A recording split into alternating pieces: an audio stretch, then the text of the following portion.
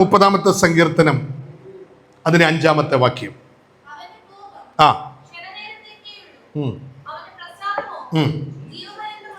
ഒന്നും കൂടെ.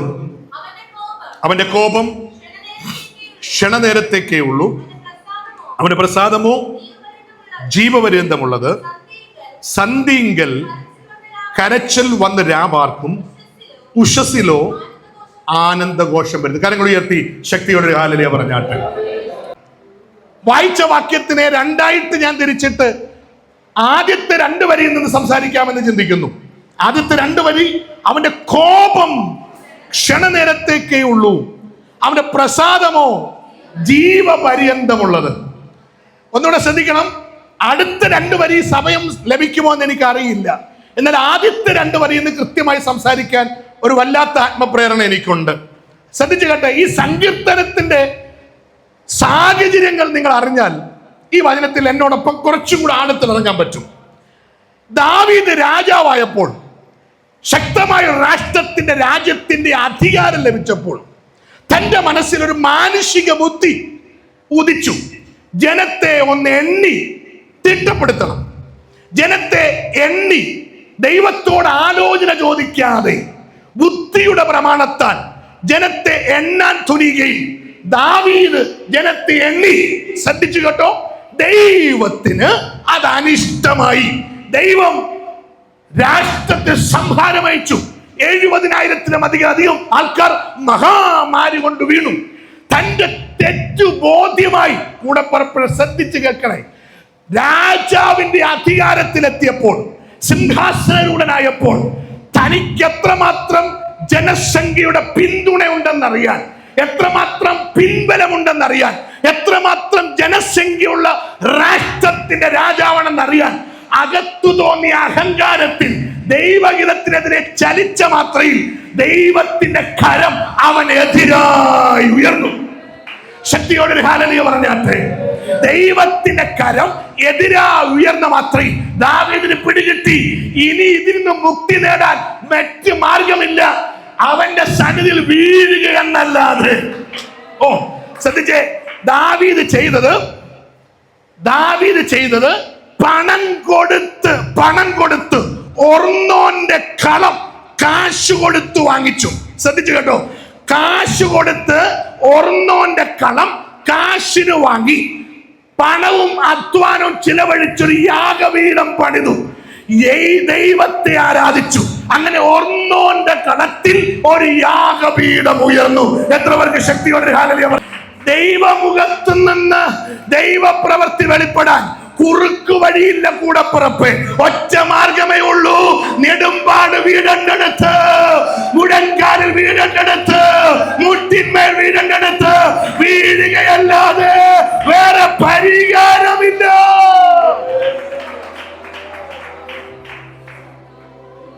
വില കൊടുത്ത് കളം വാങ്ങിച്ച് അവിടെ യാഗപീഠം പണിതു. നിങ്ങൾ വചനം പഠിച്ചിട്ടുള്ളവർക്കറിയാം, പിന്നീട് ശലോമോൻ ആലയം പണിതത് ഈ കളത്തിലാണ്. എത്ര പേർക്ക് ആമേൻ പറയാൻ പറ്റും? ഞാൻ പറയുന്നു, ഒന്നും യാദൃച്ഛികമായി സംഭവിക്കുകയല്ല. ഇതിന്റെ പിന്നിൽ ചലിക്കുന്ന ഒരു കരമുണ്ട്. ജീവനുള്ള ദൈവത്തിന്റെ കരമുണ്ട്. അവന്റെ ഒരു പദ്ധതിയുണ്ട്. അഡ്രസ് മാറും, തൊണ്ണൂന്റെ കളത്തിന്റെ രീതി മാറും, ഭാവം മാറും, അഡ്രസ് മാറും. യഹോവയുടെ ശക്തി ഇറങ്ങുന്ന ആലയമായി കളം മാറിയെങ്കിൽ ഇന്ന് വൈകാലം ഈ സഭയോട് ആത്മാവിൽ പ്രവചിച്ചു പറയുന്നു, അഡ്രസ് മാറും, ഭാവം മാറും. ഇതുവരെ ചരിത്രത്തിൽ കാണാത്ത, ഇതുവരെ ചരിത്രത്തിൽ സംഭവിക്കാത്ത ദൈവ പ്രവർത്തിക്ക് ഈ ആലയം സാക്ഷ്യം വഹിക്കാൻ പോകുകയെന്ന് പറഞ്ഞാൽ വിശ്വസിക്കുന്ന എത്ര വലിയ ശബ്ദം ഇന്നിവിടെ ഉയർന്നു കേൾക്കും. ആ ശബ്ദം ഞാനൊന്ന് കേൾക്കട്ടെ. ശക്തിയോടെ അതരങ്ങളെ തുറന്ന് കാര്യങ്ങൾ അലിച്ച് ഒരല്പസമയം ആത്മാവിൽ ആരാധിക്കാൻ ദൈവത്തിന്റെ കൃപ ബാക്കിയുള്ളവർ അതരം തുറന്ന് ദൈവത്തെ സ്തുതിക്കട്ടെ.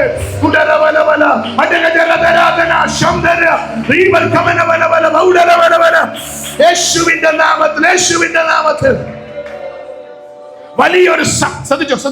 വലിയൊരു സംഹാരം. ചുറ്റുപാടും ഉള്ളവരൊക്കെ മരിച്ചു വീഴുന്നു. ഹലോ, ദാവീദിന്റെ കാലഘട്ടത്തിൽ വലിയൊരു സംഹാരം ഉണ്ടായി. അന്നേരം ദാവീദ് ഉൾപ്പെടെയുള്ളവർ മഹാമാരി, വൈറസ് മഹാമാരി, സംഹാരം, മഹാമാരി, അതിന്റെ വക്കിൽ. സംഘത്തിന് വീട്ടിൽ പോയി മൊത്തത്തിൽ വായിച്ചാൽ നിങ്ങൾക്ക് പിടുത്തം കിട്ടും ഞാൻ ഈ പറയുന്നതെല്ലാം ശരിയാണെന്ന്. മരണ പാതാളത്തിന്റെ കുഴിയുടെ വക്കിൽ പോയിട്ട് തിരിച്ചു വന്നു. എത്ര പേർ ആമേൻ പറയും? മരണത്തെ മുഖാമുഖമായി കണ്ടു. മരണത്തിന്റെ കരാള കസ്തത്തിന്റെ പിടിയിൽ ഞെരിഞ്ഞമരാൻ തോന്നിയതിന്റെ വക്കിൽ നിന്ന് അവൻ പൊക്കിയെടുത്ത് തിരിച്ചു കൊണ്ടുവന്നപ്പോൾ അവൻ പറഞ്ഞു, ദൈവത്തിന്റെ കോപം ക്ഷണനേരത്തേക്കേയുള്ളൂ.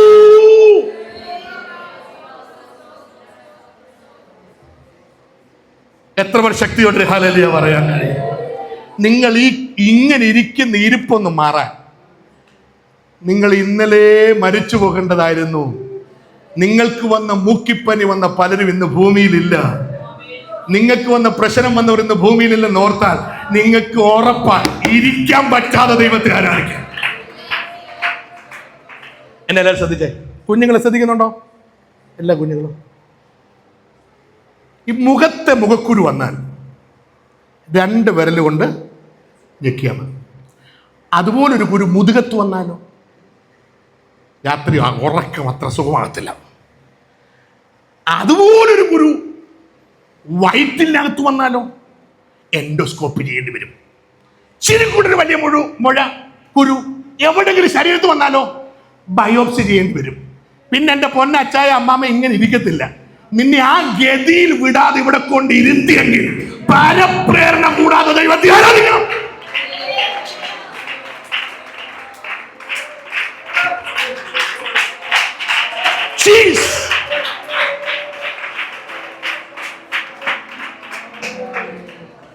കാരണം എനിക്കറിയാം കുഴിയുടെ വക്കിൽ ചെന്ന് അസ്ഥിക്കുമരത്തിലേക്ക് അടുത്ത അതിഥിയായി ചെല്ലേണ്ട എന്നെ അവിടുന്ന് പൊക്കിയെടുത്ത് എന്നെ തിരിച്ചു കൊണ്ടുവന്നൊരു കരമുണ്ട്. അതുകൊണ്ട് ഞാൻ ഇന്നും അവനും പറയും, അവന്റെ കോപം ക്ഷണനേരത്തേക്കേയുള്ളൂ.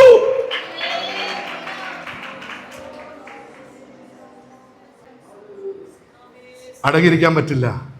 എന്തെല്ലാം ഉപകാരങ്ങളാണ് ദൈവം ചെയ്തത്. എനിക്ക് ഒത്തിരി തിരിച്ചിട്ട് ആഴമുള്ള ചിന്തയാണ് ദൈവം എനിക്ക് തന്നേക്കുന്നത്. അതായത് കുറച്ചും കൂടെ അതിന് ആഴത്തിൽ പോകേണ്ടതുണ്ടായിട്ട് ഞാൻ ആ ഭാഗത്ത് ഇങ്ങനെ സ്റ്റക്കായി നിന്നാൽ കുറച്ചും കൂടെ ആഴത്തിലേക്ക് ഇറങ്ങാൻ പറ്റത്തില്ല. അന്നേരം മരണപാശങ്ങളുടെ കരാളഹസ്തത്തിൽ നിന്ന് വിടുവിച്ചുകൊണ്ട് വന്നപ്പോൾ ദാവീദ് പറഞ്ഞു, നിന്റെ കോപം ക്ഷണനേരത്തേക്ക്. ഞാൻ കുറച്ചും കൂടെ മുന്നോട്ട് പോകട്ടെ. ആ വാക്യം ഒന്ന് ശ്രദ്ധിച്ചു വായിച്ചേ. അവന്റെ കോപം ക്ഷണനേരത്തേക്കേയുള്ളൂ. നിങ്ങൾ ശ്രദ്ധിക്കണേ. ഇനി എന്നോടൊപ്പം വളരെ ഗൗരവമായിട്ട് എല്ലാവരും ശ്രദ്ധിച്ചിരിക്കണേ. നമ്മൾ വചനത്തിന്റെ കുറച്ചും കൂടെ ആഴങ്ങളിലേക്ക് പോകുമ്പോൾ യഥാർത്ഥ വരികളിലേക്ക് കുറച്ചും കൂടെ ആഴത്തിലേക്ക് ഇറങ്ങിപ്പോകും. നിങ്ങളുടെ ശ്രദ്ധ പൂർണ്ണമായിട്ട് വേണം. അവന്റെ കോപം ക്ഷണനേരത്തേക്കേ. അടുത്ത വരിയോ? സത്യം. അവന്റെ കോപം ക്ഷണനേരത്തേക്കേ ഉള്ളൂ എന്ന് പറഞ്ഞെടുത്ത് നമ്മൾ ഫോക്കസ് ചെയ്യുന്നത് ഇങ്ങനെ കോപം പോകുന്ന. പക്ഷെ വേറൊരു കാര്യം ചിന്തിക്കണ്ടേ, അവൻ കോപിക്കുമെന്നും അതിനർത്ഥമില്ലേ? നിങ്ങൾ സ്തോത്രം പറഞ്ഞില്ല. നമ്മൾ പറയുന്നത് ഇത്ര ഉള്ളെന്നാ പറയുന്നത്. പക്ഷെ അതിനകത്ത് ഒരു കാര്യം ശ്രദ്ധേയമായി നമ്മൾ സൂചിപ്പിക്കുന്നു. ദൈവം എന്ത് ചെയ്യും? കോപിക്കും. ദൈവം കോപിക്കും. എന്നിട്ട് പറയുന്നു അത് ക്ഷണനേരത്തേക്കേ ഉള്ളൂ. കോപത്തെ കുറിച്ച് പറയാനല്ല പറഞ്ഞത്, കോപത്തെ കുറിച്ച് ശ്രദ്ധിപ്പിക്കാനല്ല പറയുന്നത്, കോപത്തെ കുറിച്ച് ഹൈലൈറ്റ് ചെയ്യാനല്ല. വേദപുസ്തകം മുഴുവൻ ദൈവത്തിന്റെ കോപത്തെ ഹൈലൈറ്റ് ചെയ്യല്ല, കോപത്തെ കുറിച്ച് പറയാനല്ല, അവന്റെ പ്രസാദത്തെ കുറിച്ച് പറയാനാ. കോപത്തെ കുറിച്ച് പറയാനല്ല, അവന്റെ കരുണയെ കുറിച്ച് പറയാനാ. കോപത്തെ കുറിച്ച് പറയാനല്ല, അവന്റെ ആർദ്രതയെ കുറിച്ച് പറയാനാ. വേദപുസ്തകം നിങ്ങളുടെ കയ്യിലേക്ക് തന്നിരിക്കുന്നത് അവന്റെ കോപത്തെ കുറിച്ച് മാത്രം പറയാനല്ല, അനുദപിച്ച് യാഗപീഠം പണിയുന്നതിന് വേണ്ടി ഒരു റീസ്റ്റോറേഷൻ, ഒരു പുതുക്കപ്പെടൽ, ഒരു മടങ്ങി വരവും ഒരു പുതുക്കിപ്പണിയും ഒരുക്കുന്ന ഒരു ദൈവമുണ്ടെന്ന് വെളിപ്പെടുത്താനാ വേദപുസ്തകം ശ്രമിക്കുന്നത്. എത്ര പേർക്ക് പിടുത്തം കിട്ടിയിട്ടുണ്ട്? ഇരിക്കുന്ന ഇരിപ്പിരുന്നുകൊണ്ട് പറയാമോ, മടങ്ങി വരാൻ തീരുമാനിക്കുന്നവർക്ക് വേണ്ടി നമ്മളെക്കാൾ മുമ്പേ ആ തീരത്ത് വന്ന് നിൽക്കുന്ന ഒരു കർത്താവുണ്ട്. തിബേരിയാസ് കടൽക്കരയിൽ നോക്കിക്കേ, അവര് മീൻ പിടിക്കാൻ പോയാന്നും പറഞ്ഞ് അവൻ ഉയർത്തെഴുന്നേറ്റെന്നുള്ള പ്രതീക്ഷ പോലും മനസ്സിൽ വെക്കാതെ പോയതാ. പക്ഷെ എന്നിട്ടും ആ കരയിൽ ഒരു ശബ്ദം കേൾക്കുന്നില്ലേ? കുഞ്ഞുങ്ങളെ, കൂട്ടുവാൻ വല്ലതും. അതാ ഞാൻ പറഞ്ഞു നിങ്ങളോട്, നിങ്ങൾക്ക് എത്ര പേർക്ക് ഉള്ളത്തിൽ കത്തുന്നെന്ന് എനിക്കറിയത്തില്ല. കോപത്തെ പറയാനല്ല, മടങ്ങി വരുവാൻ മനസ്സിന്റെ അകത്ത് അല്പം തിരുനാളമുള്ളവന് വേണ്ടി തിബേരിയാസ് കടൽക്കരയിൽ മടങ്ങി വന്ന് കുഞ്ഞേ എന്ന് വിളിക്കുന്ന ഒരു ശബ്ദം ഇന്ന് പകൽക്കാലവും നിങ്ങളെ വിളിക്കുന്നുണ്ട്. ഇവിടെ ഇരിക്കുന്നെങ്കിൽ ആരെങ്കിലും ഒറ്റപ്പെട്ടു പോയിട്ടുണ്ടെങ്കിൽ, ആരെങ്കിലും വേദന അനുഭവിക്കുന്നുണ്ടെങ്കിൽ, ആരെങ്കിലും നിരാശ അനുഭവിക്കുന്നുണ്ടെങ്കിൽ, ആരെങ്കിലും തള്ളപ്പെട്ടു പോയിട്ടുണ്ടെങ്കിൽ, ഇന്ന് പകൽക്കാലം എനിക്ക് പരിചയപ്പെടുത്താൻ ഒരുവനുണ്ട്. അവന്റെ പ്രത്യേകത നിന്റെ എന്നേക്കുമായി തള്ളിക്കളയുന്നവനല്ല. ആ കടൽക്കരയിൽ ഒരു ശബ്ദം കേൾക്കുന്നുണ്ട്, ആ കടൽക്കരയിൽ ഒരു നാദം കേൾക്കുന്നുണ്ട്, ആ കടൽക്കരയിൽ ഒരു ഇമ്പസ്വരം കേൾക്കുന്നുണ്ട്. അത് വിളിച്ചു പറയുന്നു, കുഞ്ഞേ. ആ ശബ്ദം ഇന്ന് ഈ ആലയത്തിൽ മുഴങ്ങുന്നുണ്ട്. മുറിഞ്ഞ ഹൃദയങ്ങളെ അവൻ കെട്ടുകയാ, മുറിഞ്ഞ മനസ്സിനെ അവൻ കെട്ടുകയാ, ഒറ്റപ്പെട്ടുപോയവനെ അവൻ ചേർത്ത് പിടിക്കുകയാ, വീണു പോയവനെ അവൻ കൈ നീട്ടി പിടിക്കുന്നു.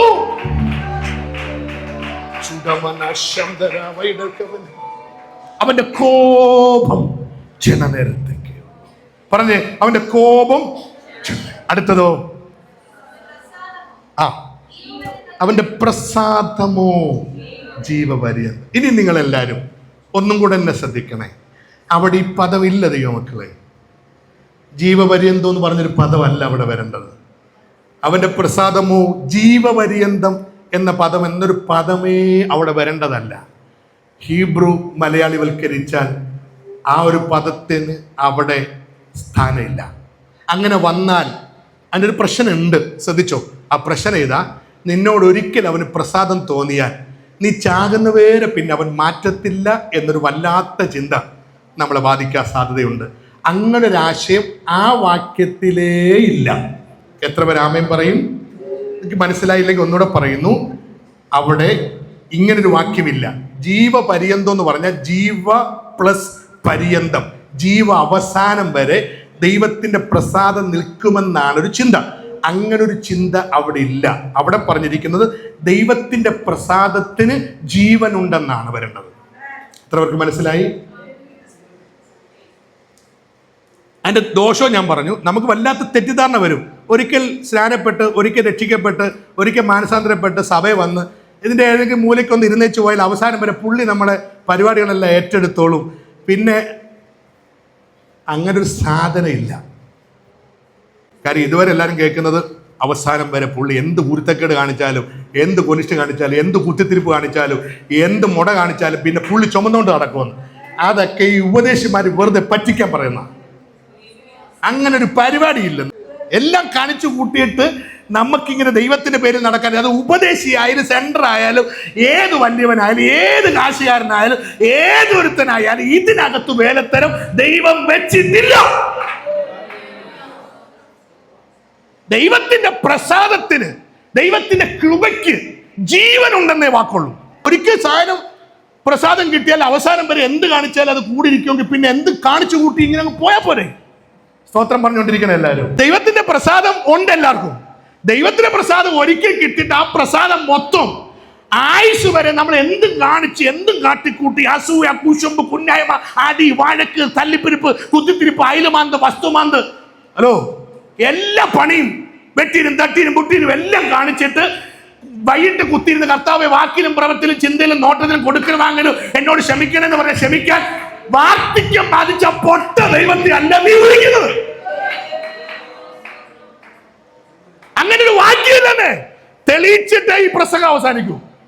ആഴമായിട്ട് പോയിട്ട് ഈ സന്ദേശം അവസാനിക്കത്തുള്ളൂ. അവിടെ പറഞ്ഞിരിക്കും ദൈവത്തിന് കോപക്ഷണ നേരത്തേക്കേ ഉള്ളൂ. ദൈവത്തിന് കോപക്ഷണ നേരത്തേക്കേ ഉള്ളൂ. ദൈവത്തിന്റെ പ്രസാദത്തിന്, ദൈവത്തിന്റെ കരുണയ്ക്ക്, ദൈവത്തിന്റെ കൃപയ്ക്ക് ജീവനുള്ളതാ. എത്ര പേർക്ക് മനസ്സിലായി? ശക്തിയോടെ ഹല്ലേലൂയ പറയാൻ കഴിയും.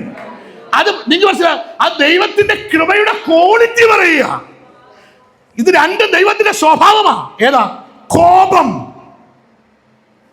കൃപ അഥവാ കരുണ അവന്റെ സ്വഭാവമാ. ദൈവത്തിന്റെ കോപത്തിന്റെ പ്രത്യേകത അനുദപിച്ചാൽ നമുക്ക് പാട്ട് അറിയാതെ വരും, ആരാധന അറിയാതെ വരും, ക്ഷമിക്കണം, അന്യഭാഷ പറയുന്നവർക്കും അന്യഭാഷ അറിയാതെ വരും. എത്ര പേർ ഏകാഗ്രതയോടെ ഇന്ന് പകൽക്കാലം ഇവിടെ ദൈവത്തെ ആരാധിച്ചിട്ടുണ്ട്? ചോദ്യം നിങ്ങളോട് തന്നെ ഇരിക്കട്ടെ. എല്ലാം അറിവിൽ നിന്ന് വരും. ആത്മീകം അഭിനയമാക്കി ഒരു തലമുറ ശക്തമായി കൊടികുത്തി വാഴുന്നെടുത്ത് ഉറച്ചു നിന്നുകൊണ്ട് ഞാൻ നിങ്ങളോട് പറയുന്നു, കർത്താവ് വാസ്തവമായി അനുതപിക്കുന്നവന് വേണ്ടി അവൻ കോപം മാറ്റുന്ന ദൈവമാണ്. അനുതപിക്കുന്നതിന് വേണ്ടി ഏറ്റു പറഞ്ഞ് ഉപേക്ഷിക്കുന്നതിന് വേണ്ടി, ഏറ്റു പറഞ്ഞിട്ട് വീണ്ടും അത് പിറ്റേ ദിവസം അത് ചെയ്യുന്നവന് വേണ്ടി, ഇന്ന് തെറ്റാന്ന് തോന്നി അത് ഏറ്റു പറഞ്ഞിട്ട് രാവിലെ വീണ്ടും ചെയ്യുന്നവന് വേണ്ടിയല്ല, ഏറ്റു പറഞ്ഞ് ഉപേക്ഷിക്കുന്നവന് വേണ്ടി അവൻ കരുണ കാണിക്കുന്ന ദൈവമാണ്. അവന്റെ കരുണയുടെ പ്രത്യേകത, അത് ഒരു വട്ടം ചോദിച്ചിട്ട് പിന്നെ പോകുന്നവിടേക്ക് അങ്ങ് പോയാൽ ആയുസ് മൊത്തം നിങ്ങളുടെ കൂടെ ഇരിക്കുന്ന ഒരു പഠനമില്ല, അങ്ങനെ ഒരു ചിന്തയില്ല. അവന്റെ കൃപയ്ക്ക്, അവന്റെ കരുണയ്ക്ക് ജീവനുള്ള കൃപയും കരുണയാണ്. എത്ര പേർക്ക് ആമേൻ പറയാൻ പറ്റും? നിങ്ങൾക്ക് അത് കുറച്ചുകൂടെ മനസ്സിൽ ആ സങ്കീർത്തനത്തിൽ തന്നെ ഞാൻ തെളിയിച്ചു തരാം. ലേഖകന് ഒരുപാട് തെറ്റിദ്ധാരണ ഉണ്ടായിരുന്നു. ആ തെറ്റിദ്ധാരണ മാറിയിട്ടുണ്ട്. ആ ലേഖകന്റെ തെറ്റിദ്ധാരണ 6-ാമത്തെ വാക്യം വായിച്ചേ.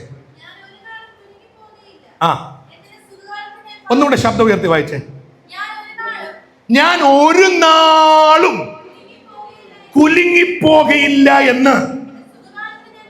ആ സുഖമൊക്കെ വന്നപ്പോ ഞാൻ പറഞ്ഞു, ഇനി ഞാൻ അങ്ങ് രക്ഷപ്പെട്ട്, ഇപ്പൊ ഞാൻ സേഫായി, ഇപ്പൊ എനിക്ക് വീടായി, എനിക്ക് വണ്ടിയായി, എനിക്ക് കാറായി, എനിക്ക് നല്ല ഉടുപ്പും തുണിയായി, എനിക്ക് മാന്യതയായി, എനിക്ക് പേരായി. ഇതൊക്കെ ഇരിക്കുമ്പോൾ ഇന്നലെ കടന്നൊന്ന് ഓർത്തോട്ട് ഇവിടെ ഇരിക്കണം. സുഖം കൂടിയപ്പം പറഞ്ഞ് ഇനി എനിക്കൊരു കുഴപ്പമില്ല, ഇനി എനിക്കൊരു പ്രശ്നമില്ല. ഹലോ ആമേൻ പറഞ്ഞിരിക്കല്ലാരും. ഇനി എനിക്കൊരു കുഴപ്പമില്ല, എനിക്കൊരു പ്രശ്നവുമില്ല, എനിക്കിനി എന്തോ വരാനാ, എനിക്ക് എല്ലാ ദൈവം തന്നു. എല്ലാവരും ഉണ്ടോ? എന്നോട് പിണങ്ങല്ലേ, എനിക്ക് നിങ്ങളുടെ സ്നേഹം വേണം. ദൈവമക്കളെ, എല്ലാം കൊടുക്കുന്നത് ദൈവം അല്ല. കൊതിക്ക് ദൈവം കൊടുത്തു കാണ, പക്ഷേ അവന്റെ പ്രാണന് ക്ഷേമെന്ന് ആ ബൈബിൾ എഴുതി വെച്ചിട്ടുണ്ട്. യേശു കർത്താവിനോട് എല്ലാം തരാമെന്ന് പറഞ്ഞ ആരാ പറയുന്നേ? പിശാച്. ആരുമില്ല ഒരു സെക്കൻഡ്. ഇപ്പൊ നമുക്കൊരു കോംപ്രമൈസ്. ഒരു വട്ടം, എല്ലാ ആഴ്ചയിലും 3 നേരം വേണ്ട, ഒറ്റവട്ടം വീണ് എന്നെ നമസ്കരിച്ചാൽ മുഴുവൻ തരാം. എല്ലാം കിട്ടിയത് കൊണ്ട് ആത്മീകനാണ് ചമയല്ലേ, എല്ലാം കിട്ടിയോണ്ട് നിന്റെ പ്രാർത്ഥന കൂടുതലുണ്ടാ ചമയല്ലേ, എല്ലാം കിട്ടിയോണ്ട് ദൈവം അനുഗ്രഹിച്ചാൽ ചമയല്ലേ. എല്ലാം കിട്ടിയെങ്കിൽ അത് ദൈവത്തിന് വേണ്ടി എന്ന് സമർപ്പിക്കാൻ കഴിയുന്ന മനസ്സാണ് ഏറ്റവും വലിയ സമ്പാദ്യം. ഞാൻ നിങ്ങളോടും പറയുന്നു, വിശുദ്ധ സഭായോഗത്തിന്റെ മധ്യത്തിൽ വന്നിരിക്കുന്ന നിങ്ങളോട് ഞാൻ പറയുന്നു, സുവിശേഷൻ ആത്മവീര്യത്തോടെ പറയുന്നു, സഭ എന്ന് പറയുന്നത് വലിപ്പ ചെറുപ്പം ഇല്ല, പണം ഉള്ളവൻ ഇല്ലാത്തവനെന്നില്ല, വെളുത്തവൻ കറുത്തവനെന്നില്ല. ഇതിനകത്ത് ദൈവമേ വലിയവനുള്ളൂ.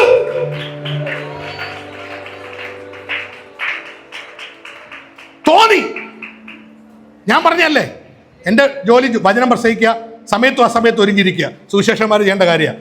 സങ്കീർത്തനം മാത്രം പ്രസംഗിച്ച് ഒന്ന് ആട്ടിക്കൂട്ടിയിട്ട് ആൾക്കാരെ കൊണ്ട് സാക്ഷ്യം പറഞ്ഞാൽ പരിപാടിയില്ല. 6-ാം വാക്യം ശ്രദ്ധിച്ചു വായിച്ചോ. ഞാൻ പറഞ്ഞല്ലേ, ദാവീദ് പറഞ്ഞേ, ഞാൻ ഒരു നാളും കുലുങ്ങിപ്പോകയില്ലെന്ന്. എൻ്റെ വീട്ടിൽ ഫ്രിഡ്ജ് നിറച്ച് ആഹാരം ഉണ്ടായിരുന്നപ്പോൾ, എൻ്റെ വീട്ടിൽ എല്ലാത്തിനും കാശുണ്ടായിരുന്നപ്പോൾ, അക്കൗണ്ടിൽ കാശ് കിടന്നപ്പോൾ, പിള്ളേർ മുടങ്ങാതെ പൈസ അയച്ചു തരാൻ തുടങ്ങിയപ്പോൾ, നമ്മുടെ വീട്ടിലൊരു കുഴപ്പമില്ലാതിരുന്നപ്പോൾ, AC-ക്കകത്ത് കിടന്നപ്പോൾ, ഹലോ ശ്രദ്ധിച്ചു കേട്ടോ, എനിക്കങ്ങ് തോന്നി ഇനി ഒരു കുഴപ്പവും ഇല്ല. പക്ഷെ എന്തോ സംഭവിച്ചെന്നറിയണോ? 7-ാമത്തെ വാക്യം.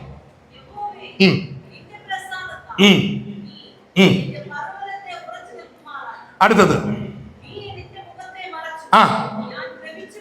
എന്റെ കൂടെ പറഞ്ഞ ശ്രദ്ധിച്ച് കേട്ടോ. ഇത് സുഖം വന്നപ്പോ തോന്നി എല്ലാം ദൈവം തന്നു, ഇനി എല്ലാം സുഖമാണെന്ന് തോന്നി. വചനത്തിന്റെ ആഴത്തോട്ട് പാമ്പോന്നേ ഉള്ളൂ. തെറ്റി. ദാവീദിന് തോന്നി, ആളിനെ അങ്ങ് എണ്ണാൻ തോന്നി. ഞാൻ ഏത് രാജ്യത്തിന്റെ രാജാവാ എണ്ണി നോക്കി, അടിയപ്പ കിട്ടി. മധുരഗായകനായ ദൈവത്തിന്റെ ഹൃദയപ്രകാരമുള്ള ദാവീദിനെ ദൈവം ശിക്ഷിച്ചെങ്കിൽ ഭയപ്പെട്ടോ. ആ വാക്യത്തിന്റെ അർത്ഥം, യഹോവേ നിന്റെ പ്രസാദത്താൽ. തിരുത്തി പറഞ്ഞു. 6-ാം വാക്യത്തിൽ പറഞ്ഞു, ഞാൻ കുലുങ്ങത്തില്ലെന്ന്. ഞാൻ ഒരു നാളും നിങ്ങൾ ഇവിടെ ഇല്ല. 6-ാം വാക്യത്തിൽ പുള്ളി പറഞ്ഞു ഞാൻ കുലുങ്ങത്തില്ലെന്ന്. ഓക്കെ ആണേ. 7-ാം വാക്യത്തിൽ തിരുത്തി, ദൈവമേ ഞാൻ ഇങ്ങനെ നിൽക്കുന്നത് എനിക്ക് തോന്നി എന്റേത് വലിയ പർവ്വതമാണ്, മറ്റോടെ എല്ലാം കുന്നു. ഹലോ, ഞാൻ ഒരു വലിയ പർവ്വതം. നിങ്ങളുണ്ടോ?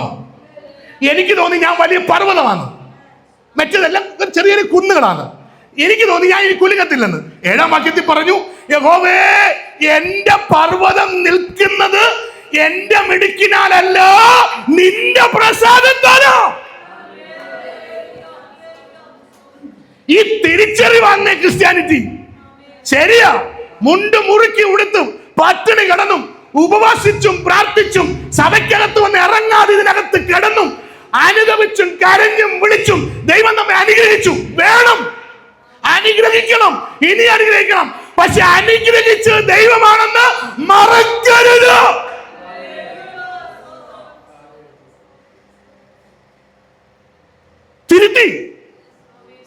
തിരുത്തുന്ന നല്ലൊരു മനസ്സാണ്. സുഖകാലത്ത് ഞാൻ പറഞ്ഞു, ഞാൻ കുലുങ്ങത്തില്ല. 7-ാം വാക്യത്തിൽ പറഞ്ഞു, അയ്യോ എന്റെ പർവ്വതം നിൽക്കുന്നത് നിന്റെ പ്രസാദത്താല. എത്ര പേർക്ക് ആമേൻ പറയാൻ പറ്റും? അയ്യോ തീർന്നില്ലയോ മക്കളെ, അടുത്ത വരി വല്ലാതെ പിടിച്ചു കുലുക്കും അകത്താത്മാവുള്ളവരെ. എങ്ങനെയാണെന്നറിയുമോ? നിന്റെ മുഖം മറച്ചാൽ ഞാൻ ഭ്രമിച്ചു പോകും. എത്ര പേർക്ക് ആമേൻ പറയാൻ പറ്റും? നിന്റെ മുഖം ഒന്ന് മാറ്റിയാൽ, നിന്റെ മുഖം ഒന്ന് ചരിച്ചാൽ, നിന്റെ നോട്ടെങ്കിൽ നിന്ന് മാറ്റിയാൽ, നിന്റെ പ്രസാദം ഇല്ലാതായാൽ, നിന്റെ കരുണ എന്നിൽ നിന്ന് മാറിപ്പോയാൽ ഞാൻ പിന്നെ ഇല്ല. ദൈവത്തിന്റെ പ്രസാദം ആയുസ് മൊത്തം നമ്മളെ പറ്റിപ്പിടിച്ച് നിൽക്കുമെന്നൊരു ചിന്ത ആരെങ്കിലും പഠിച്ചു വെച്ചിട്ടുണ്ടെങ്കിൽ മാറ്റിവെച്ചോ. അവന്റെ മുഖം മറഞ്ഞാൽ വിറയ്ക്കാൻ പറ്റുന്ന പർവ്വതങ്ങളെ നമുക്കുള്ളൂ. അവന്റെ മുഖം മാറിയാൽ നമ്മുടെ മുട്ടാടും. അവന്റെ മുഖം മാറിയാൽ ഉറച്ച പർവ്വതങ്ങൾ പോലും മുട്ടാടുകളെ പോലെ ആടുമെങ്കിൽ ഇന്ന് വൽക്കാലം എന്നോട് ചേർന്ന് പറ, കർത്താവേ നിന്റെ പ്രസാദം ജീവനുള്ളത്. ശ്രദ്ധിച്ചേ, ഞാൻ പർവ്വതമായി കരുതിയതെല്ലാം, ഹലോ, ഞാൻ പർവ്വതമായി കരുതിയതെല്ലാം ദൈവത്തിന്റെ മുഖം മാറിയപ്പോൾ ആടിപ്പോയി. അന്നേരം പർവ്വതമായതെല്ലാം ഉറച്ച് നമ്മോടൊപ്പം ഇനിയും നിൽക്കണമെങ്കിൽ എന്തോ വേണം? പറ, ദൈവത്തിന്റെ മുഖപ്രസാദം. എത്ര പേർക്ക് ശക്തിയോടെ ഹാലലൂയ പറയാൻ പറ്റും? നിങ്ങളെ യോന ചെറിയ പ്രവാചകൻ എന്നൊക്കെ പറയുന്നതിലും പുള്ളി ഒരു വലിയ പ്രവാചകനാണ്. കുറച്ച് പുസ്തകമുള്ളൂ അല്ലേ, കുറച്ച് അധ്യായമുള്ളൂ, പക്ഷെ എന്തോ ഒരു ആത്മീക സന്ദേശം. ഹലോ, കേൾക്കുന്നുണ്ടോ എല്ലാവരും?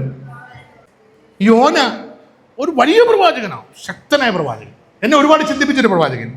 യോന എടുത്ത ദൈവം എങ്ങോട്ട് പോകാൻ പറഞ്ഞു? ശൂശു എന്നേ പറയുന്ന ഒന്നും ഇവിടെ കിട്ടുന്നില്ല. എവിടെ പോയി? അങ്ങോട്ട് പോകാനൊരുങ്ങി. ദൈവം തിരിച്ചു കൊണ്ടുവന്നില്ലേ? ഉണ്ടോ? എല്ലാവരും തിരിച്ചു കൊണ്ടുവന്നു. യോന പോയി പ്രസംഗിച്ചു, ഒരു വഴി ദൂരം പോയി പ്രസംഗിച്ചു. പ്രസംഗിച്ചു കഴിഞ്ഞിട്ട് യോന എന്ത് ചെയ്തു? പറ. നിങ്ങൾ വേദപുസ്തകം എടുക്കണ്ടെന്നേ, നിങ്ങൾ ഇങ്ങോട്ട് നോക്കി പറയുന്നത്. കർത്താവ് എന്ത് ചെയ്തു? യോന അവിടുന്ന് പോയില്ലേ, മുന്നോട്ട് പോയിട്ട് ദൈവം എന്ത് ചെയ്തു? അവണക്ക് പറ. അവണക്കൊണ്ടാക്കി പുള്ളി എന്തെങ്കിലും ചെയ്തോ? അതാ പുള്ളി ചെയ്തിട്ടുണ്ട്. വായിച്ചേ 4:5.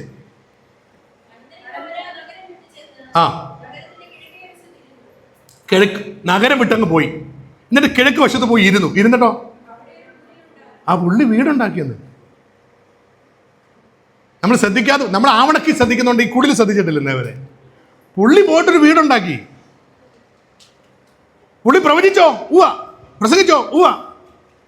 എന്നിട്ട് പുള്ളി സ്വന്തമായിട്ടൊരു കുടിലുണ്ടാക്കി. വായിച്ചു, ഒന്നുകൂടെ വായിച്ചേ. ചിലർക്ക് ഇപ്പോഴും മുഖത്ത് സംശയം. കിഴക്കേ വശത്ത് പോയിരുന്നു. ഒരാൾ ഒറ്റയ്ക്ക് ഒരു കുടിലൊക്കെ ഉണ്ടാക്കാന്ന് വെച്ചാൽ എന്ത് പാടാ.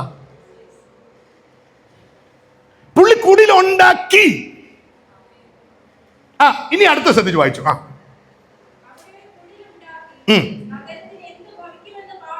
പുള്ളിക്ക് ഇത് എന്താ സംഭവിക്കുന്നെന്ന് അറിയണം. ഉണ്ടോ? ആള് അവിടെ ഉണ്ടോ? ഒരു സൈഡിലുണ്ട്. ഇല്ലയോ എന്ന് വെച്ചാൽ ഇല്ല, ഉണ്ടോന്ന് ചോദിച്ചാൽ എന്തുവാ നടക്കുന്നേ, എന്ത് നടക്കുമെന്ന് നോക്കണം. എന്തോ നടന്നേന്ന് ഞാൻ പറഞ്ഞേച്ചാൽ നിർത്തുന്നുള്ളൂ. വായിച്ചേ.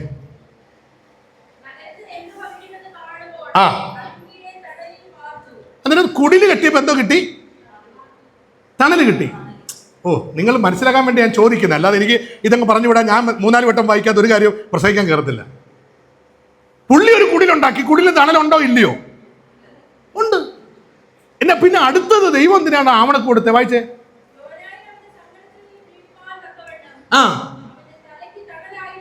ആ, യോനയ്ക്ക് ഡിപ്രഷൻ, യോനയ്ക്ക് ചിരിയില്ല, യോനയ്ക്ക് സന്തോഷമില്ല, യോനയ്ക്ക് പ്രാർത്ഥനയില്ല. യോന കണ്ണും തുറന്ന് ഇരിപ്പുണ്ട്. എന്തിനാണെന്നറിയാമോ? എന്നാ നടക്കുന്നത്? Spiritual depression. അവർക്ക് എന്തു പറ്റും, ഇവർക്ക് എന്തു പറ്റും? അവള് വീണോ, ഇവള് വീണോ, അവിടെ ചുരിദാർ കൊള്ളാവോ, അവൾ എല്ലാ ആഴ്ചയിലും പുതിയതാണോ? ഇങ്ങനെയുണ്ട് കുറെ യോനാമാര്. നോക്കിയിരിക്കുക. പുള്ളിക്ക് തണല് കിട്ടിയല്ലോ. മനസ്സിലായോ? ഓ, നിങ്ങൾക്ക് പിടുത്തം കിട്ടിയില്ല. പുള്ളിക്ക് തണലുണ്ട്. ഇപ്പം കഷണ്ടി വെയിലടിക്കുന്നില്ല. പുള്ളി ആ തണലത്തിരുന്നുകൊണ്ട് അവർക്കെന്തോ പറ്റി, അവൾ വീണോ, അവൾ തകർന്നോ, അവർക്ക് സംഭവിച്ചോ, കരയുന്നോ, അടുപ്പ് തീ പുകയുന്നോ, സ്തോത്രം പറഞ്ഞുകൊണ്ടിരിക്കണം. ഡിപ്രഷൻ. പുള്ളി ഓർത്തല്ല, അയ്യോ എൻ്റെ പിള്ളേര്, എൻ്റെ മക്കള്, എൻ്റെ കുഞ്ഞുങ്ങൾ, അതല്ല, അവർക്ക് എന്ത് ഭവിക്കുമെന്ന് കാണാൻ പോയിരുന്നു. എന്ത് ഭവിക്കും? ഡിപ്രഷൻ. എന്നിട്ട് അവര് രോഗിയാകുക.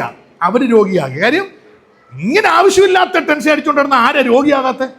അടുത്തത്, ദൈവം അവൻ എന്ത് കൊടുത്തു? വായില്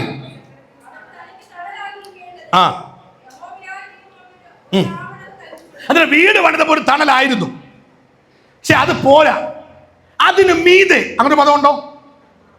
അവന് മീതെ അവനേക്കാൾ വലിയ ഒരു ആവണക്കിനെ കൊടുത്തു. എല്ലാവരും കേട്ട് വരണേ, എല്ലാവരും ശ്രദ്ധിച്ചു വരണേ. അവനൊരു കുടിലുണ്ടാക്കി. അവനുണ്ടാക്കിയ കുടിലിന്റെ പ്രശ്നം എന്താ അറിയുമോ? പെട്ടെന്ന് താൽക്കാലികമായ ഷെൽട്ടർ, ഒരു താൽക്കാലികമായ തട്ടിക്കൂട്ട് പരിപാടി. എല്ലാവരും ഹലോ. താൽക്കാലികമായി പെട്ടെന്ന് കഠിനമായ വെയിലിൽ നിന്ന് മാറാൻ അവൻ കുറച്ച് കമ്പുകളൊക്കെ എടുത്ത്, മരച്ചില്ലകളൊക്കെ എടുത്ത് അവൻ പെട്ടെന്ന് ഒരു കൊച്ചു കുടിലുണ്ടാക്കി. പക്ഷെ വെയിലുറച്ചപ്പോൾ, വെയിൽ അതികഠിനമായപ്പോൾ പച്ചിലകൾ ചേർത്തുണ്ടാക്കിയ, മരച്ചില്ലകൾ ചേർത്തുണ്ടാക്കിയ ഈ കുടിലെ ഇലകൾ ചുക്കി ചുരുങ്ങി പോവുകയും അതിലൂടെ വെയിൽ അകത്ത് കടന്ന് അവന് തലയിൽ വെയിൽ ഉറച്ചു വരുന്നേ കണ്ടപ്പോൾ ദൈവം ഇടപെട്ടു. ഹലോ. ദൈവം ഇടപെട്ടിട്ട് അവനും മീതെ, വാക്യത്തിൽ അർത്ഥവും ഊന്നൽ കൊടുത്ത് ഞാൻ പറയുന്നു, അവനൊപ്പവും അവനേക്കാൾ താഴെ നിൽക്കുന്ന വൃക്ഷത്തെ അല്ല, അവനേക്കാൾ വലിയൊരു വൃക്ഷത്തെ ദൈവം അവന് തണലായി കൊടുത്തു. എന്നാൽ അവനുണ്ടാക്കിയ കുടിലോ, എന്നെ ശ്രദ്ധിച്ചേക്കണേ, അവനുണ്ടാക്കിയ കുടില് ചില മണിക്കൂറുകൾക്ക് മാത്രമേ നിന്നോളൂ. അവനുണ്ടാക്കിയ കുടിൽ താൽക്കാലികമായി ചില സമയത്തേക്ക് മാത്രമേ നിന്നോളൂ. എന്റെ കൂടപ്പുറപ്പെ ചേർത്ത് പിടിച്ച് ചിന്തിച്ചോ, നമ്മൾ ഉണ്ടാക്കുന്ന പരിശ്രമങ്ങളുടെ അധ്വാനങ്ങളൊന്നും ആയുസ് മൊത്തം നിനക്ക് തണലാകുമെന്ന് ചിന്തിക്കണ്ട. അത് മക്കളായാലും സമ്പത്തായാലും സൗകര്യമായാലും വസ്തുവായാലും വകയായാലും നീ ആശ്രയിക്കുന്ന ഒരു തണലും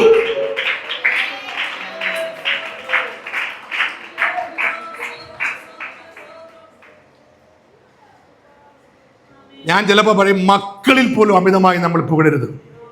എൻ്റെ അഭിപ്രായമാണ്. നിങ്ങൾക്ക് വേറെ അഭിപ്രായം ഉണ്ടെങ്കിൽ സ്വീകരിക്കാം. അമിതമായി മക്കളിൽ പോലും പുകഴരുത്. നമ്മുടെ വിഷയത്തിന്റെ ഗൗരവം വിട്ടുകളയല്ലേ. ഒരാവണക്കിനെ ദൈവം വളർത്തി. അപ്പോ അവിടെ വായിച്ച അവൻ അത്യന്തം, അങ്ങനല്ലേ വാക്യം, അവൻ അത്യന്തം സന്തോഷിച്ചു. പക്ഷെ പിറ്റേന്ന്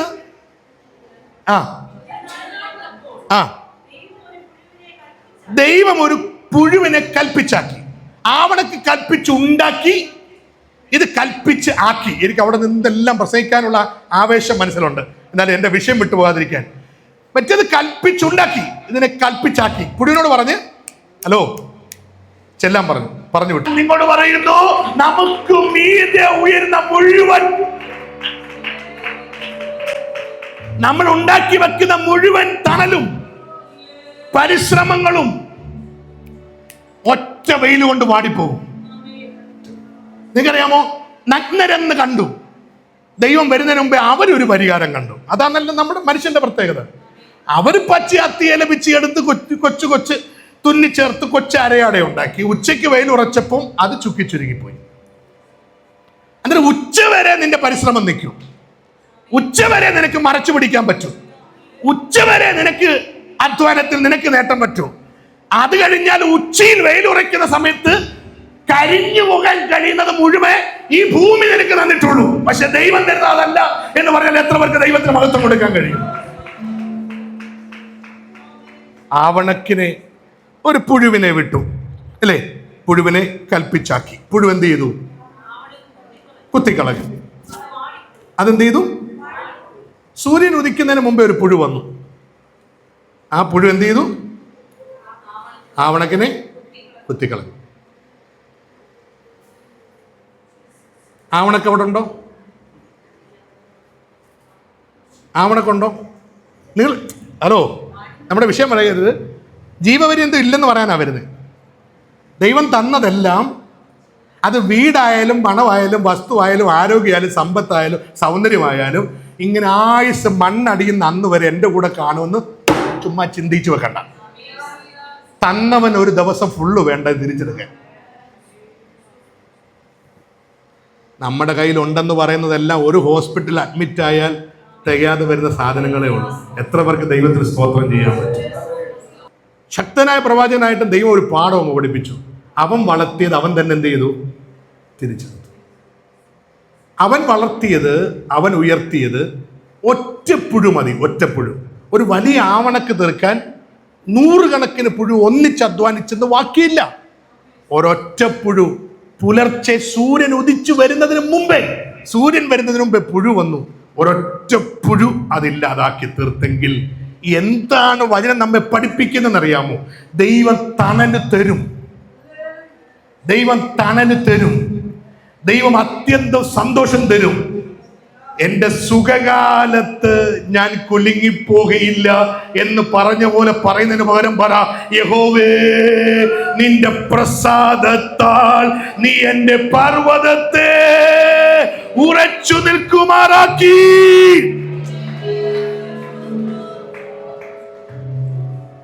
എനിക്ക് പിടുത്തം കിട്ടിയ വചനമാണ് ഞാൻ നിങ്ങളോട് പറയുന്നത്. ഒരു കാര്യവും നമ്മുടെ കരവരുതും കഴിവും നേട്ടവും കൊണ്ടല്ല. നിങ്ങൾക്കറിയാമോ? 1 ശമൂവേലിന്റെ പുസ്തകം 15-ാം അധ്യായം 22, 23 വാക്യം പെട്ടെന്ന് വായിച്ചേ. 1 ശമൂവേൽ 15, 22, 23. ആ ആ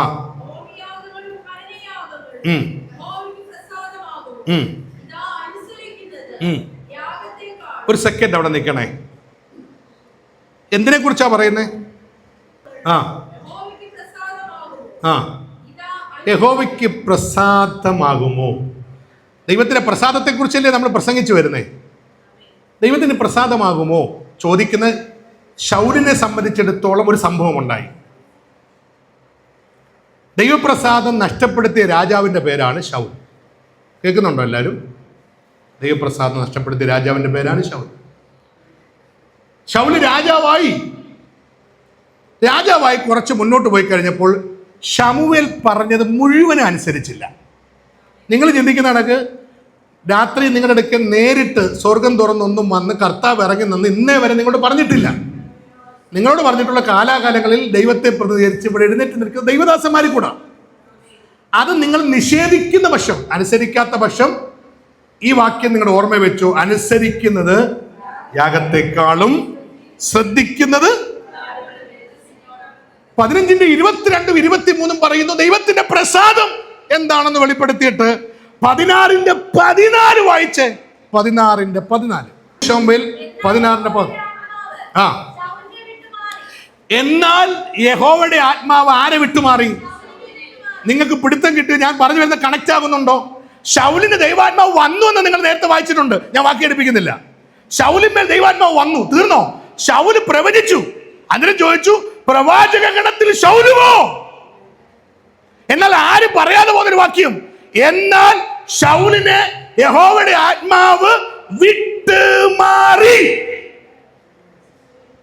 ശൗല് വിചാരിച്ചു ഞാൻ രാജാവാ, എനിക്ക് സിംഹാസനമുണ്ട്, എനിക്ക് കിരീടമുണ്ട്, എനിക്ക് സൈന്യമുണ്ട്, എനിക്ക് പദവിയുണ്ട്, എനിക്ക് പണമുണ്ട്. അതുകൊണ്ട് ഒരിക്കൽ കിട്ടിയ ദൈവകൃപ, ഒരിക്കൽ കിട്ടിയ ദൈവത്തിന്റെ ആത്മാവ്, ഒരിക്കൽ വന്ന ദൈവപ്രസാദം ആയുസിൽ ചത്തൊടുങ്ങുന്നവരെ എന്റെ കൂടെ ഇരിക്കുമെന്ന് ചിന്തിച്ചു. കർത്താവ് പറഞ്ഞു, എന്നെ അനുസരിക്കാത്തവനെ പിന്തുടരുന്നതല്ല എന്റെ ആത്മാവ്. 16-ന്റെ 14 വ്യക്തമായി എഴുതി വെച്ചിരിക്കുന്നു, യഹോവയുടെ ആത്മാവ് അവനെ വിട്ടുമാറി. ഇനി നിങ്ങൾ നിങ്ങൾ ഗൗരവമായി ചിന്തിച്ചേ, എത്ര പേരിൽ ദൈവാത്മാവ് കാണും ഇങ്ങനെയാണെങ്കിൽ? നിങ്ങൾക്ക് പിടുത്തം കിട്ടിയോ? ശൗല് രാജാവായി. അതിനു മുമ്പ് എന്ത് എളിമയായിരുന്നു. അപ്പൻ്റെ കഴുതയെ നോക്കി നാട് നോറെ നടന്നു. സാധനം കിടപ്പ് ഒളിച്ചിരുന്നു. രാജാവാക്കാന്ന് പറയുമ്പോൾ എനിക്ക് വേണ്ട, അയ്യോ എനിക്കൊന്നും വേണ്ട, ഞാൻ വിട്ടിരുന്നോളാം. അവിടുന്ന് പൊക്കിയെടുത്ത് അഭിഷേകം ചെയ്തു. അഭിഷേകം ചെയ്ത് കഴിഞ്ഞപ്പോഴത്തേക്ക് രാജാവായപ്പോൾ ആള് മാറിയപ്പോഴത്തേക്ക് പുരോഹിതന്റെ വാക്കുകളെ മറന്നു കളഞ്ഞു. ശ്രദ്ധിച്ചേ, അവിടെ സംഭവിച്ചു ഏറ്റവും വലിയ അനർത്ഥം. ശൗല് വിചാരിച്ചു സിംഹാസനം, കിരീടം, പണം, സൈന്യം, രഥം, കുതിരകൾ, കാലാൾപ്പട ഇതെല്ലാമുള്ള എൻ്റെ കൂടെ ദൈവത്തിൻ്റെ ആത്മാവും ഇരിക്കുമെന്ന്. പക്ഷെ വചനം പറയുന്നു, യഹോവയുടെ ആത്മാവ് അവനെ വിട്ടുമാറി. രഥം കാണും. ഹലോ കൂടപ്പുറപ്പെ കേൾക്കണേ, രഥം കാണും, കുതിര കാണും, കൂടെ ആളും കാണും, സമ്പത്ത് കാണും, സൗകര്യം കാണും, വീട് കാണും, വണ്ടി കാണും, മാനം കാണും, ധനം കാണും. പക്ഷെ ദൈവകൃപ കാണണമെന്നില്ല.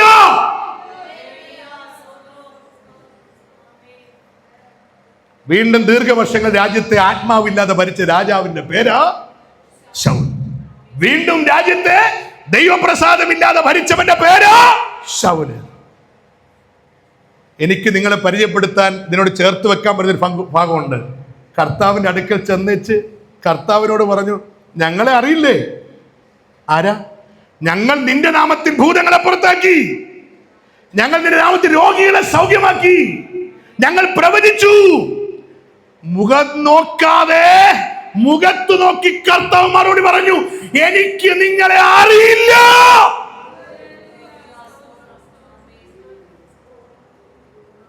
എന്റെ കൂടെ പുറപ്പെ ശ്രദ്ധിച്ചേ, പെന്തിക്കോസ്തി വന്നതാണോ ഒരു നേട്ടം? ഹലോ, സഭയിൽ കൂടുന്നതാണോ ഒരു നേട്ടം? ഒരുമിച്ച് ഇരിക്കുന്നതാണോ നേട്ടം? ഇന്ന് പകലും ഒരു വാസ്തവമായി ചിന്തിക്കാമോ? ദൈവമേ, നിന്റെ ആത്മാവ് എന്നിലുണ്ടോ?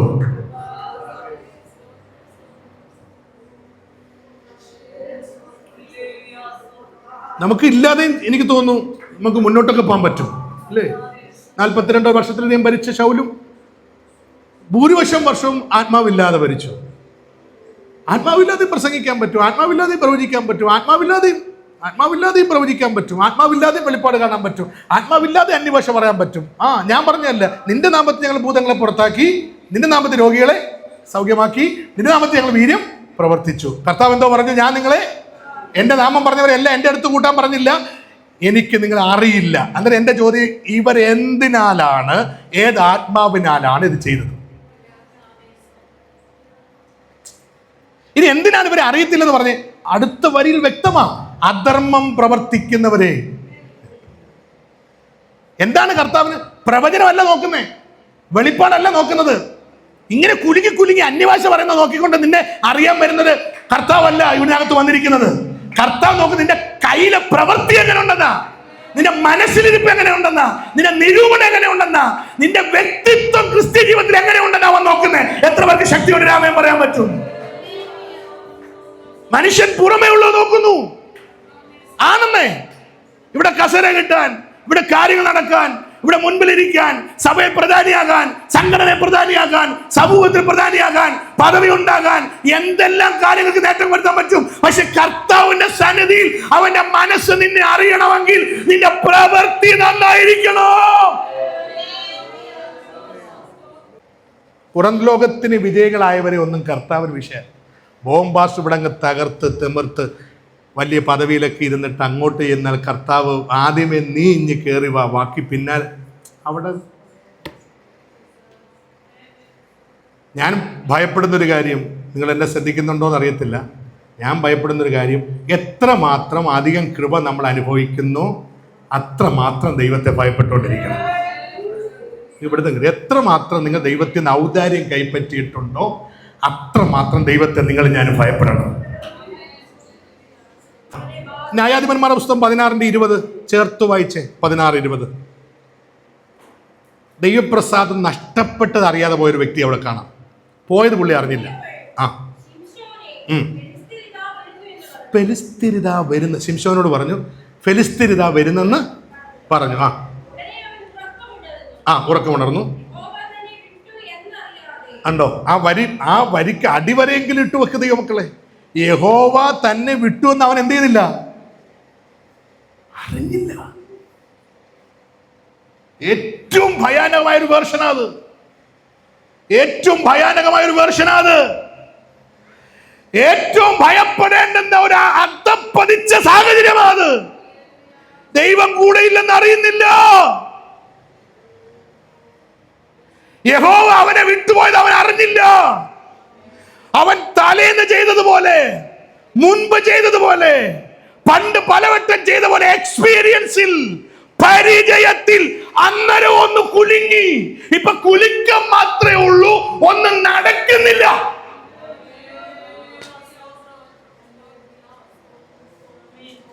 പണ്ട് എന്തെങ്കിലുമൊക്കെ നടന്നിരുന്നു, ഇപ്പൊ നടക്കുന്നില്ല.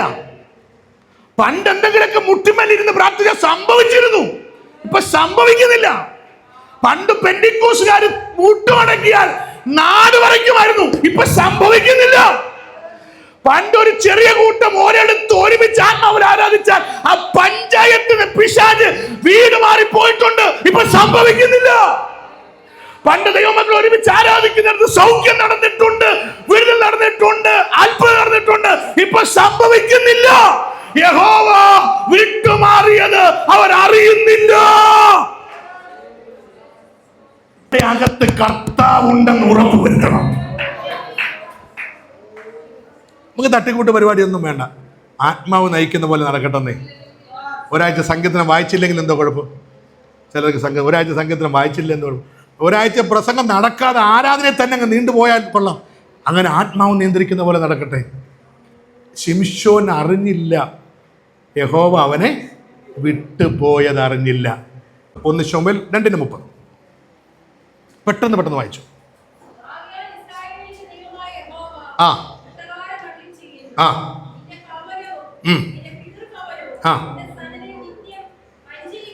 ആ കൽപ്പിച്ചിരുന്നു നിശ്ചയം. അടുത്തത്, ഇപ്പോൾ അതല്ല സ്ഥിതി.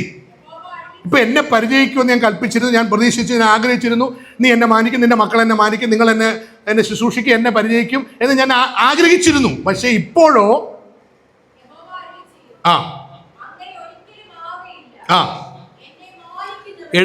വരയിട്ട് വെച്ചോ. ഞാൻ പറഞ്ഞ എൻ്റെ വാചകമായിട്ട് എടുക്കേ വേണ്ട, അങ്ങനെ അന്ന് നിങ്ങളുടെ ഉള്ളിൽ കയറത്തില്ല. എന്നെ മാനിക്കുന്നവരെ. ഏലിയുടെ പ്രശ്നമാണേ, നമുക്ക് സമയക്കുറവുകൊണ്ട് ഞാൻ പറയാം. ഏലിക്ക് പറ്റിയ പ്രശ്നം എന്ന് പറയും, നല്ല പുരോഗതിനൊക്കെ ആയിരുന്നേ. നിങ്ങൾ ഈ പറഞ്ഞ കണക്ക് അത്ര വലിയ നെഗറ്റീവ് അല്ല.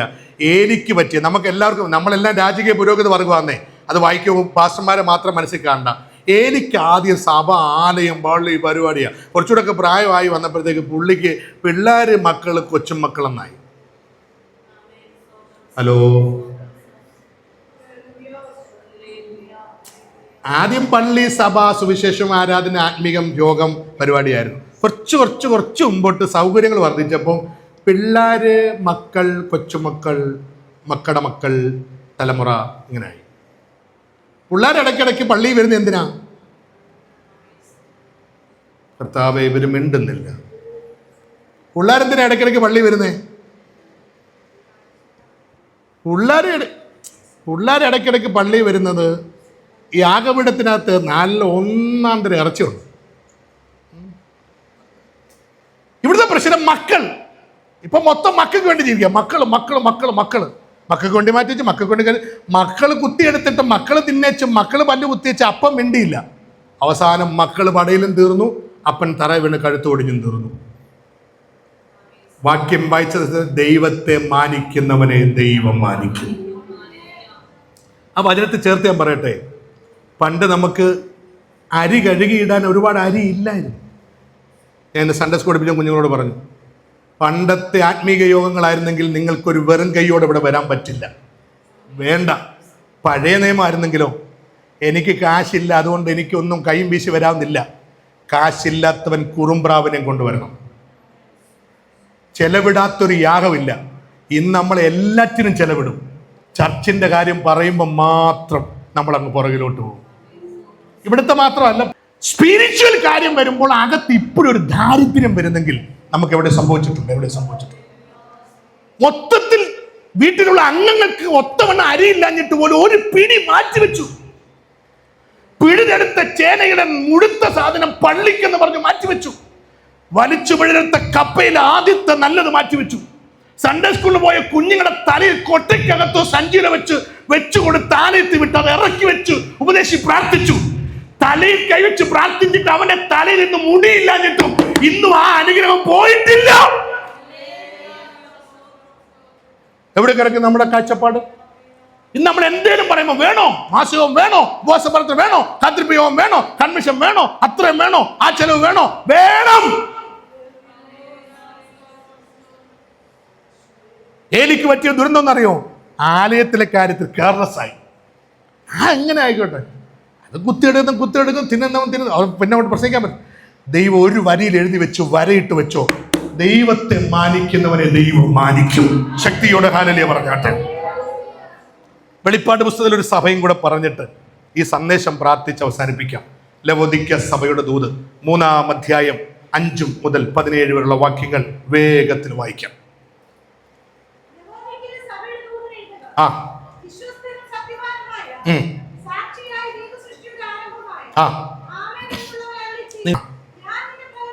ഒന്ന്, ഞാൻ നിന്റെ പ്രവൃത്തി അറിയും. നീ ഉഷ്ണവാനുമല്ല, ഒരു വല്ലാത്ത പരുവത്തില, ആത്മീകനുമല്ല, ജഡീകനുമല്ല. ഉണ്ടോ? ഓക്കെ, വായിച്ചോ. കൊള്ളായിരുന്നു.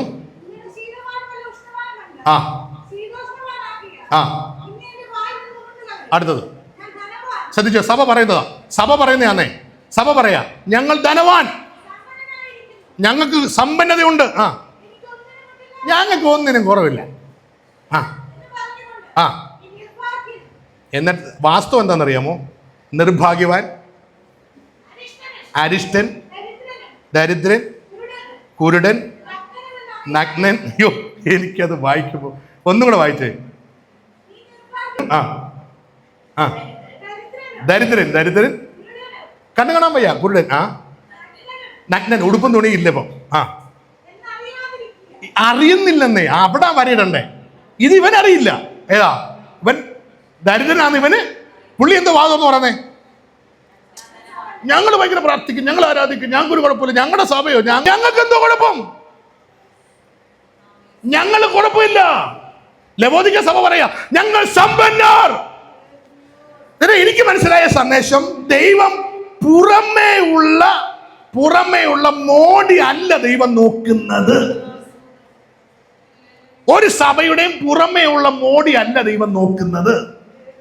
ഒരു ക്രിസ്ത്യ ജീവിതത്തിന്റെ പുറമേ ഉള്ള ഇളക്കിപ്പെരുപ്പമല്ല ദൈവം നോക്കുന്നത്. വേണ്ടെന്നല്ല, അകത്തെ പ്രവൃത്തി എങ്ങനെ ഉണ്ടെന്നാ ദൈവം നോക്കുന്നത്. അവിടെ അങ്ങനെയല്ലേ? പുറം നോക്കിയാൽ ഒരു കുഴപ്പവുമില്ല, പുറം നോക്കിയാൽ ഒരു കുഴപ്പമില്ല. പക്ഷെ ദൈവം പറയുന്നു, നീ അരിഷ്ടനാണ്, നിർഭാഗ്യവാനാണ്. ഉണ്ടോ? നിങ്ങൾക്ക് ഈ വിഷയത്തെ കൺക്ലൂഡ് ചെയ്യുമ്പോൾ നിങ്ങൾ മനസ്സിൽ സൂക്ഷിക്കണമെന്ന് പറയുന്ന ഒരു പ്രാർത്ഥന പറയട്ടെ. ഈ വിഷയം നിർത്തുമ്പോൾ ദാവീദ് പ്രാർത്ഥിച്ചൊരു പ്രാർത്ഥന, നിങ്ങളുടെ ഉള്ളത്തിൽ ഇത് ദൈവ ആലോചനയാണെന്ന് തോന്നിയിട്ടുണ്ടെങ്കിൽ ദാവീദ് പ്രാർത്ഥിച്ചൊരു പ്രാർത്ഥന പ്രാർത്ഥിക്കും. ദാവീദ് ചങ്കുപടഞ്ഞൊരു പ്രാർത്ഥന പ്രാർത്ഥിച്ച്, കർത്താവേ, കിരീടമുണ്ട്, സിംഹാസനമുണ്ട്, സൈന്യമുണ്ട്, ഇത് പോയാലും കുഴപ്പമില്ല, നിന്റെ ആത്മാവിനെ എന്നിൽ നിന്നെടുക്കരുത്.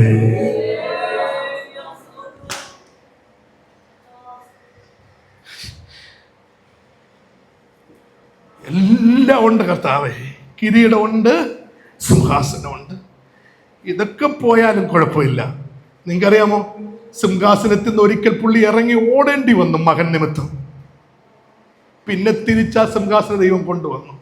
പക്ഷെ അന്നേരവും ദിവസേന പ്രാർത്ഥിക്കുന്ന ഒരു പ്രാർത്ഥന, നിന്റെ ആത്മാവിനെ എന്നിൽ നിന്നെടുക്കരുത്. എല്ലാം കണ്ണു നടച്ച്, ജീസസ്. അവന്റെ കോപം ക്ഷണനേരത്തേക്കേ ഉള്ളൂ, അവന്റെ പ്രസാദം ജീവനുള്ളത്, ജീവപര്യന്തമുള്ളതല്ല. അവന്റെ മുഖം മാറിയാൽ പർവ്വതങ്ങളും കുലുങ്ങും. ഇന്ന് പകൽക്കാലം പറ, കർത്താവേ, നിന്റെ മുഖം എന്നിൽ നിന്നും മറയ്ക്കരുത്, നിന്റെ ആത്മാവിനെ എന്നിൽ നിന്നെടുക്കരുത്. സ്വർഗീയ പിതാവേ, ഈ ജനത്തെ ആശീർവദിക്കുന്നു.